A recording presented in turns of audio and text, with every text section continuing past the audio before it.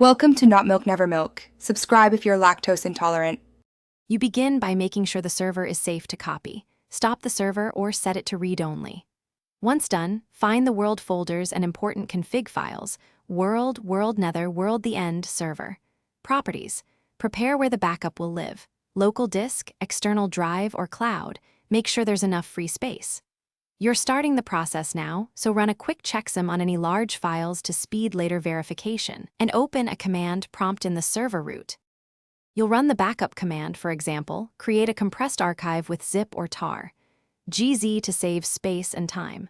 While archiving, include configs, plugins or mods, and every world folder, and preserve file permissions so restores work. Once the archive is complete, compute a SHA-256 hash and save it next to the file. This lets you verify integrity later. Make sure to name the file with a clear timestamp, so you can choose the correct snapshot when you finish by copying the archive offsite or to cloud storage, and maintain a rotation of at least 3 snapshots to avoid corruption risk. Then immediately test a restore on a separate instance. You want to confirm worlds load and plugins behave. If something goes wrong, first compare the SHA-256 hash to detect transfer corruption, then check file permissions and storage limits. Sometimes a cloud provider truncates large files.